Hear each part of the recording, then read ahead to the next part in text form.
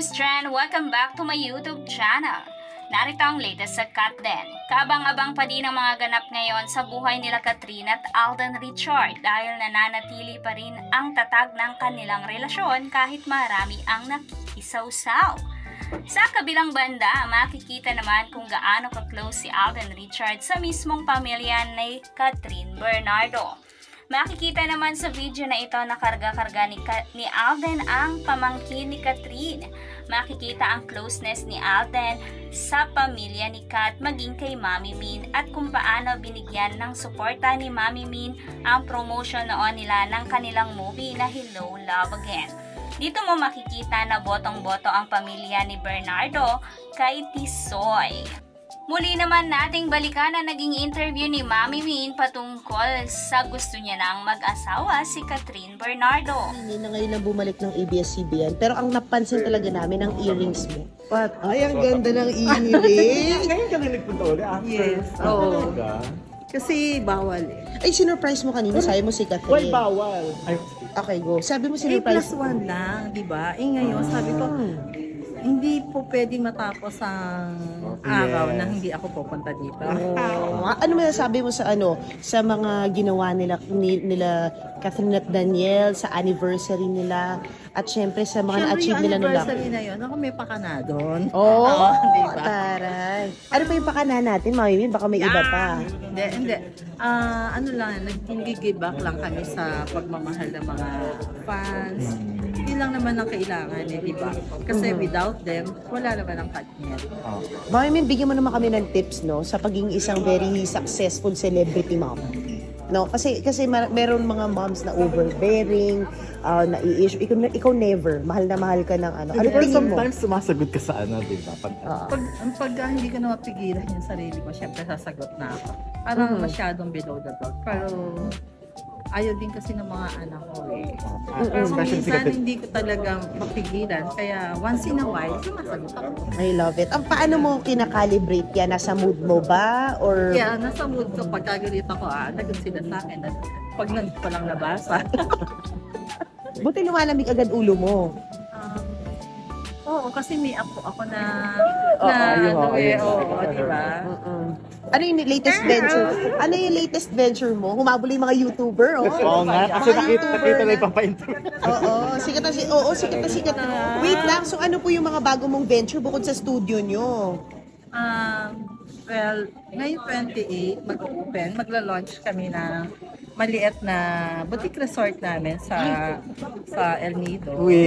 Diyan ba yung with Piolo? Ayun. Yan yung partnership naman siya. Yun yung eco-friendly? What do you mean eco-friendly? Parang very kind to nature. Oo naman, oo.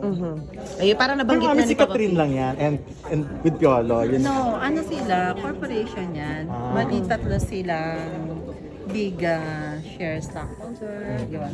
Pero si Daniel hindi part mo? Hindi, iba yung social naman. Ay, syempre para diversify. Yung kamusta naman yung rooftop mansion? Mountain top mansion. Uy, wala namang mountain. Mountain top. Diba yun? Parang overlooking kasi pag tinignan yung picture. Yes, maganda nga yung view niya. Pero, galing pa nga lang ako doon. At, site visit. Yes, kailangan laging gano'n. Wala Kamusta po? Kamusta yung site visit? Well, niloloko ko ng glam team ko. Bakit? Kasi nagpapa-interview ako. Kasi naman na may Ngayon ka lang naman namin natichikan, Mami. Ano pa din naman? Nabubulat naman kami sa mga bracelet mo, Mami. Kaya okay lang yan. May 2023, Mami. Pwede nang... 2020, yes. Matatapos na yun. Supposed to be dapat, December. Kaso lang, ang hirap maging panay-indent orders kasi kami. Yung dadating yung mga gamit by January pa. So, hindi mo alam kung talagang January dadating. So, inano namin sa birthday ni Kathryn, nandun na kami. That's nice. Ikaw po, Mami, napipressure kapag nakikita mong, halimbawa, yung anak mo, tinatanong kung kailan papakasal, Hindi naman, kasi alam ko naman kung ano isasagot niya Basta ang sabi, ayaw pa nila.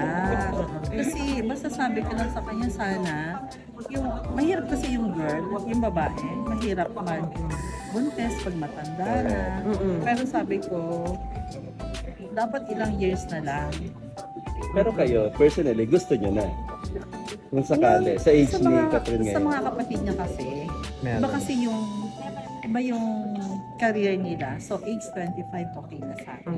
Pero kay Catherine, sabi ko, parang hindi po pwede yung ganon eh. Kasi ngayon pa lang siya, ang nakita natin na talagang, bumongga na gusto yung career. Aminin ko na, totoo naman. Mm-mm. Oo naman. So, sayang naman kung... Hindi mo na kailangan aminin, mami. Kitang-kita na. Oo Kitang-kita naman eh. naman. Oo. Pero Pero, mga 30, kasi usually mga hanggang 35, 34, 35 ang babae. wag naman ganun. Ayoko naman ng gano'n. Hindi kasi naalala ko sila, Mayan, Angel. Yun yung age na, ayan si Mayan, si Ann. Nung nag 33, 35 ba sila? 33, 34. Yun ang, nung, Huwag naman. Pero may usapan po ba Kasi kayo? matanda na ako, baka hindi ko na kayang buhatin yung baby. I-tour around the world. Oo. Si Ganun. Carla na lang pwede magbuhat. Ay, hindi pwede yun. Pero mami, kumbaga kayo ba, sinabi niyo sa Daniel kung sakali magpo-propose siya, magpaalam muna sa inyo. May ganun bang Wala namang ganun. Oo. Pero anytime na mag-propose siya, okay rin naman sa inyo na, parang ganun. Kung sakali, ready na rin kayo as a, Depende sa kanilang dalawa, mag-usap sila. Kasi kung ayaw ka naman, gusto naman nila, di wala naman magagawa. Anyway, parehas naman silang okay na, di ba? pero di ba nagpo-propose? Parang sinasabi kasi ng mga fans, malay natin. Hindi pa. Okay, Wala klaro. pa. Oo. mm, Open pa silang dalawa para pagka may gusto pa umikot kay DJ, meron pa gusto umikot kay Catherine. Open pa sila.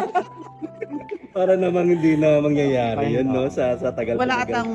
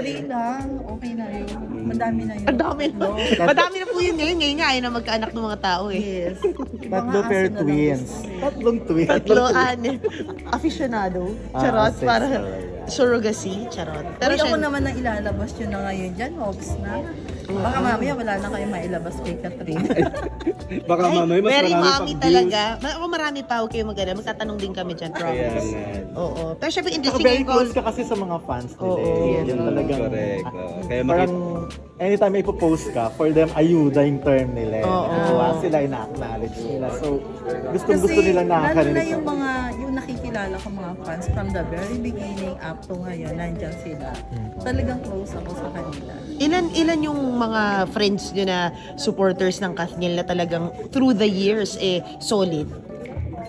naging Naging kaibigan nyo na po, talagang inaalagaan. madami sila, madami sila actually, hindi mo na siya. Hello po. Kaya, Ready na interview. Kaya ang tanong ko lang, ano nangyari sa Facebook na ni Catherine? Kanya na ba yung Facebook na yun? yung ngayon na yung parang 4 million na lang, o sa kanya na yun. Sa kanya na yun. Kasi Pero yung marami yung dati. 12 million something noon, wala na yun kasi ayaw ibalik sa amin yung So hindi na siya Grabe, pwede ano yung hack? talagang kunin. hindi na, pinadown na lang na ABS yun.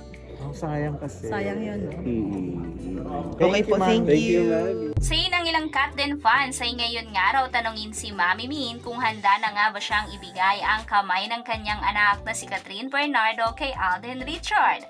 Mukhang magiging ang magiging sagot dito ni Mami Min dahil makikita naman kung paano alagaan ni Alden Richard si Catherine at kung paano niya bigyan ng oras ang dalaga. Dahil habang naliligaw pa nga lang si Alden, ay akyat na ito sa bahay ni Catherine upang respeto sa mga magulang ng aktres. Dito ay makikitaan mo si Alden ng kanyang kabutihan at intensyon sa dalaga. Kaya naman, hindi mo rin masisisi na botong-boto ang pamilya ni Catherine kay Alden. Kayo mga kachismis trend, ano ang opinion nyo sa usapin na ito? Comment down below, and if you like this video, please subscribe my YouTube channel and click the notification bell para mas updated ka kachismis trend. Thank you for watching!